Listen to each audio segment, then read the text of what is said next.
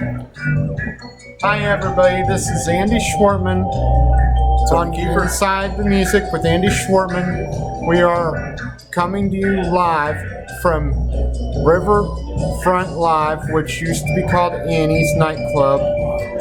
And we are here because the California Honeydrops are playing tonight. And thank you so much to you guys for inviting us. But we are about to do a little video on this venue. So here we go.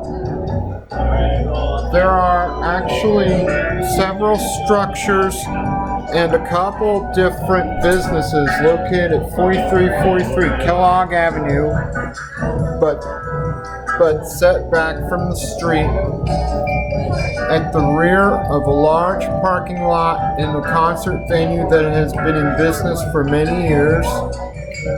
The recently rebranded Riverfront Live has already hosted some concerts by Ted Nugent, Casey and the Sunshine Band, Dark Star Orchestra, Insane Clown Posse, Trombone Shorty, Black Flag, Fishbone, and more.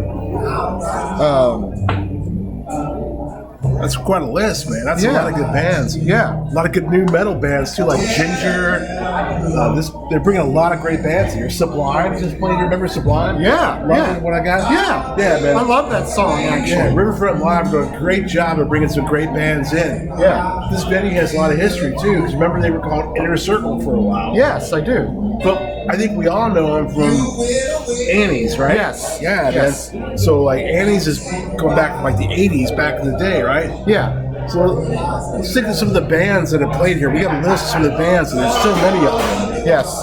Also briefly known as the Inner Circle. Yeah. Many people in Cincinnati are familiar with this club and its previous incarnation as the legendary Annie's. There's the stage right behind you. Literally hundreds of shows over the years featuring all kinds of music from country to punk to reggae.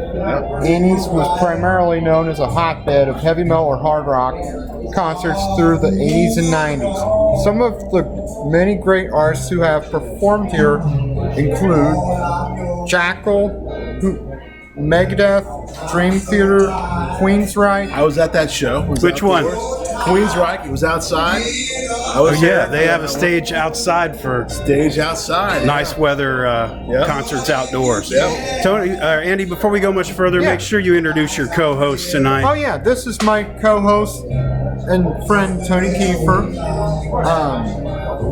He was on one of the earlier episodes of Inside the Music with me, where we talked about Gary Allen and such. Welcome back, Tony. Thank you very much. Happy to be here.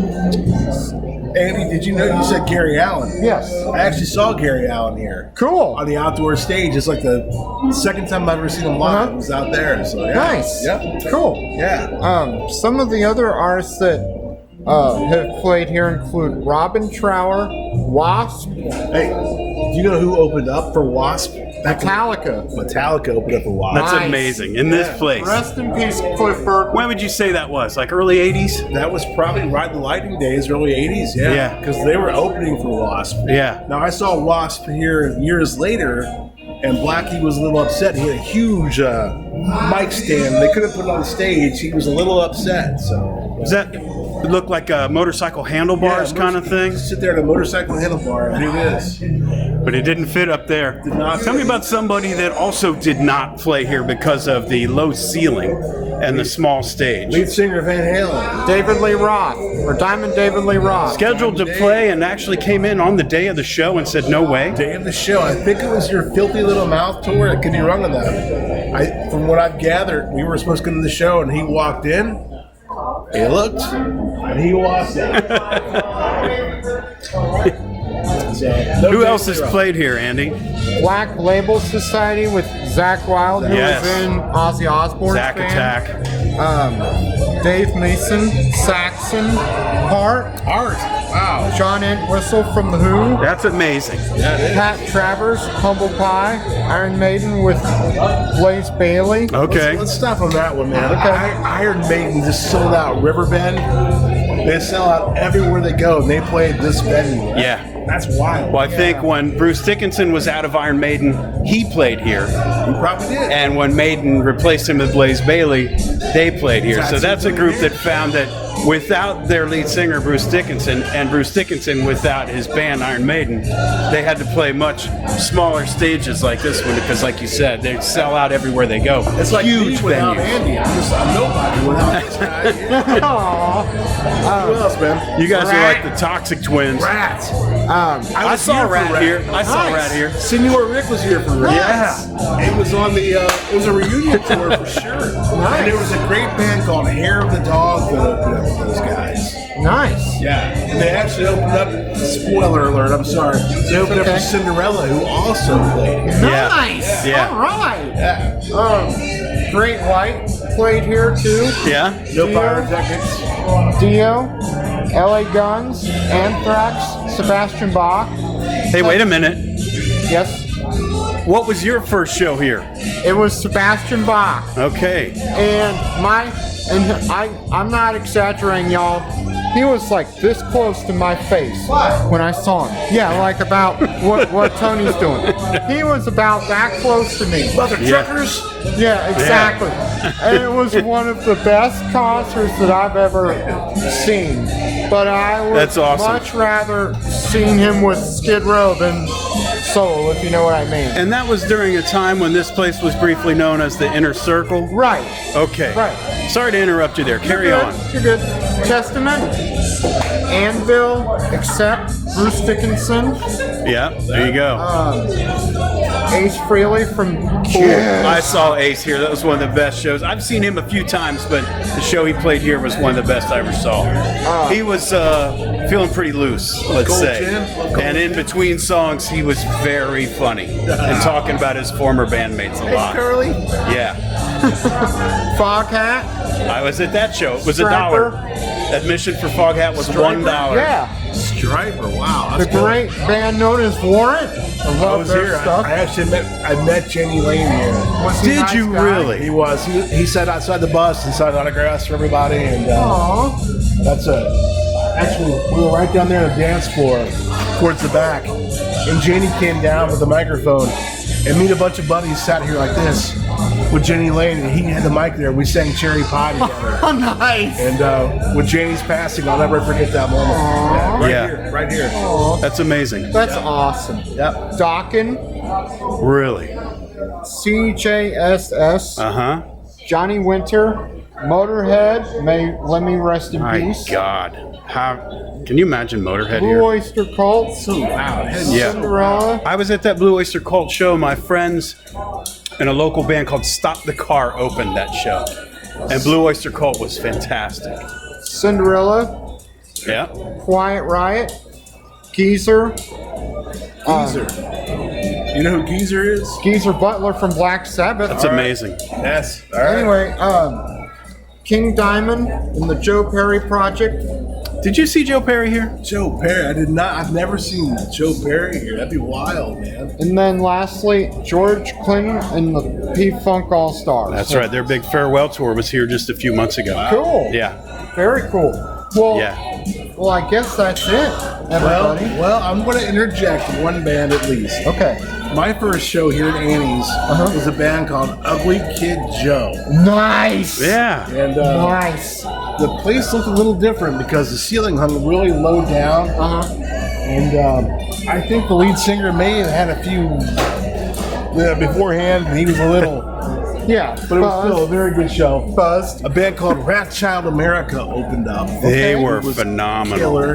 And that was my first experience at Annie's. And I'd always heard about Annie's, and I was like, I gotta go to Annie's. And I walked in, I was kind of like, This is it. Annie's? But now, this place, just walking in years, I'm probably spitting on you, I'm sorry. But It's okay. You're good. walking in here years later, it feels like I never left. I love this place. Yeah.